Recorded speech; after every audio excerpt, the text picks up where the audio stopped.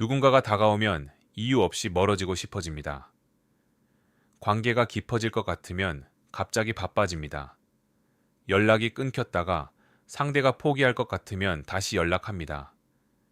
왜 이러는 걸까요? 스스로도 잘 모릅니다. 성경에 이 패턴을 가장 극적으로 보여주는 인물이 있습니다. 요나입니다. 하나님이 요나에게 말씀하셨습니다. 니느웨로 가서 외쳐라. 요나는 반대 방향으로 도망쳤습니다. 배를 탔고 폭풍을 만났고 물고기 뱃속에 3일을 있었습니다. 그리고 결국 니느웨로 갔습니다. 그런데 이야기는 거기서 끝나지 않습니다. 니느웨 사람들이 회개했습니다. 그런데 요나는 기뻐하지 않았습니다. 오히려 분노했습니다. 차라리 죽는 게 낫겠습니다. 왜일까요? 오늘 우리는 이 질문에 심리학의 언어로 답해 보겠습니다.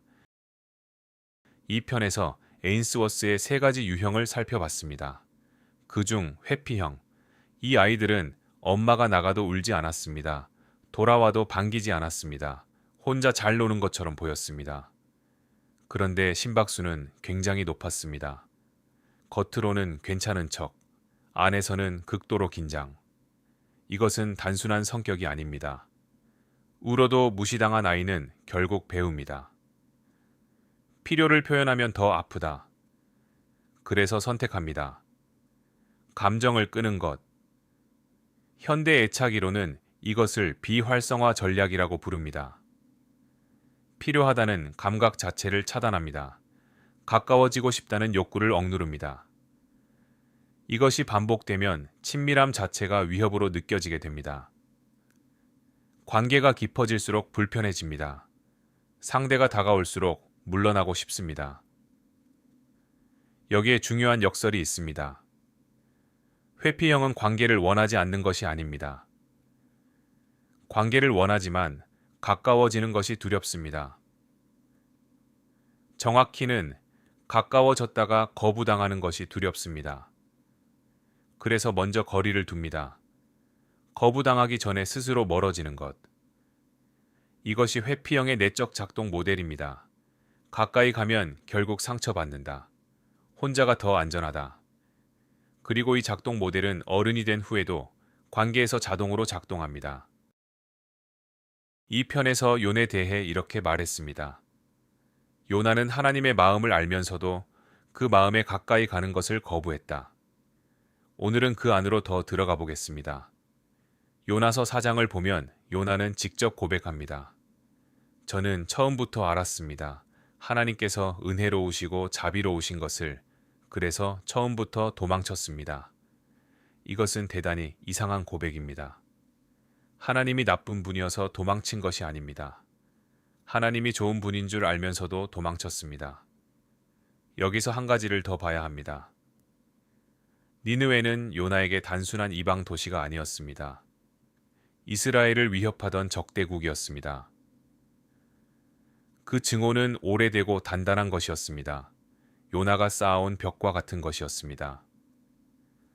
그렇다면 왜 좋은 분인 줄 알면서도 도망쳤을까요? 회피형의 심리로 읽으면 이것이 이해됩니다. 좋은 관계는 나를 변화시킵니다. 헌신하게 만들고 마음을 열게 만들고 내가 지금까지와는 다른 사람이 되기를 요구합니다. 회피형에게 그 변화의 요구는 나를 잃어버리는 것과 같은 공포입니다. 좋은 관계일수록 더 위험한 이유가 여기 있습니다. 상처받을 것이 없는 관계에는 두렵지 않습니다. 하지만 정말 의미 있는 관계, 정말 나를 바꿀 수 있는 관계, 그 관계에서 거부당하면 감당할 수 없습니다. 그래서 처음부터 가까이 가지 않습니다. 요나는 하나님이 은혜로우신 분임을 알았기 때문에 그 관계의 깊이를 감당하는 것 자체가 두려웠던 겁니다. 도망은 불순종이기 이전에 친밀함에 대한 공포였습니다. 요나가 분노한 것은 니느웨 사람들이 구원받은 것 때문만이 아닙니다. 더 깊은 곳을 봐야 합니다. 요나는 물고기 뱃속에서 기도했습니다. 그것은 요나서에서 가장 솔직한 장면입니다. 주께서 나를 깊은 곳에 던지셨습니다. 파도와 물결이 나를 넘쳤습니다. 그러나 내가 주의 성전을 다시 바라보겠습니다. 회피형이 극한에 몰렸을 때 비로소 감정이 열렸습니다. 그리고 하나님과 가까워졌습니다. 그 경험이 요나를 움직였고 니느웨로 가게 했습니다. 그런데 그 다음이 문제였습니다. 하나님이 니느웨 사람들에게도 은혜를 베푸셨습니다. 요나만이 아니었습니다. 하나님의 마음이 요나의 통제 밖에서 움직이고 있었습니다. 회피형은 타인이 내 삶 안으로 들어오는 것을 치매처럼 느낍니다. 내 감정이, 내 결정이 내가 허락하지 않은 방향으로 흘러가는 것. 그것은 통제할 수 없다는 공포이고 그 공포의 가장 빠른 출구가 분노입니다. 분노는 상대와 나 사이에 거대한 벽을 세우는 가장 빠른 방법입니다. 사실은 무너질까봐 무서워서 지르는 비명인 셈입니다. 요나는 성 밖에 나가서 혼자 앉았습니다. 다시 혼자가 되는 것, 다시 거리를 두는 것. 이것이 회피형의 패턴입니다.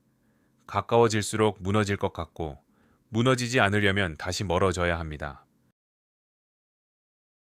요나가 성 밖에 홀로 앉아 있을 때 하나님은 어떻게 하셨습니까? 설득하지 않으셨습니다. 비판하지 않으셨습니다. 박넝쿨을 자라게 하셨습니다. 요나가 앉아 있는 그 자리 위로 그늘이 생기게 하셨습니다. 아무 말도 없이 먼저 요나가 박넝쿨로 말미암아 크게 기뻐하였다. 잠깐 멈춰봐야 합니다. 회피형에게 관계가 어렵게 느껴지는 이유는 상대가 무언가를 요구하기 때문입니다. 말을 걸고 반응을 기대하고 마음을 열기를 바랍니다. 그런데 박넝쿨은 아무것도 요구하지 않았습니다. 말을 걸지 않아도 나를 돌봐주는 존재가 있다는 체험 자체. 이것이 굳게 닫힌 회피형의 문을 여는 유일한 열쇠입니다. 논리가 아닙니다. 설득이 아닙니다. 조건 없이, 말 없이 그 자리에 먼저 있어주는 것.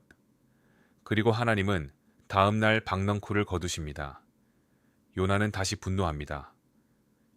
하나님이 물으십니다. 박넝쿨로 말미암아 화가 났느냐? 요나가 답합니다. 죽어도 시원하겠습니다. 그러자 하나님이 말씀하십니다. 너는 박넝쿨을 아꼈다. 하나도 심지 않고 하나도 키우지 않은 박넝쿨을. 그렇다면 내가 저 큰 성급 니느웨를 아끼지 않겠느냐? 이것은 논증이 아닙니다. 이것은 감정의 언어입니다. 하나님은 요나가 분노하고 있는 그 감정을 부정하지 않으셨습니다. 오히려 출발점으로 삼으셨습니다. 네가 무언가를 아끼는 것을 나는 알고 있다. 나도 그런다. 회피형의 비활성화 전략은 감정 자체를 차단합니다. 그런데 하나님은 요나의 감정이 여전히 살아있다는 것을 이미 알고 계셨고 그 감정에서 시작하셨습니다. 이것이 회피형에게 필요한 안전기지의 방식입니다. 논리가 아닌 경험, 설득이 아닌 돌봄, 부정이 아닌 인정. 그리고 요나서는 여기서 끝납니다. 요나의 대답은 기록되지 않았습니다. 성경학자들은 말합니다. 이것은 열린 결말이 아니라 독자를 향한 질문이라고. 회피형은 차가운 사람이 아닙니다. 가까워지는 것이 두려운 사람입니다. 어린 시절 표현하면 거부당했던 경험이 지금도 무의식에서 작동하고 있는 겁니다. 그리고 요나서의 하나님은 그 두려움을 알고 계셨습니다. 설득하지 않으셨습니다. 강요하지 않으셨습니다. 박넝쿨 하나로 그 자리에 먼저 함께 계셨습니다. 알고 보니 회피형의 문을 여는 방식을 성경은 하나님과 요나의 이야기 속에 이미 담고 있었습니다. 오늘 이 이야기에서 당신은 어떤 장면이 낯익으셨습니까? 다음 영상에서는 혼란형을 들어가 보겠습니다. 사랑받고 싶은데 왜 두려울까? 사울의 이야기와 함께 자세히 알아보겠습니다. 오늘도 함께 해주셔서 감사합니다.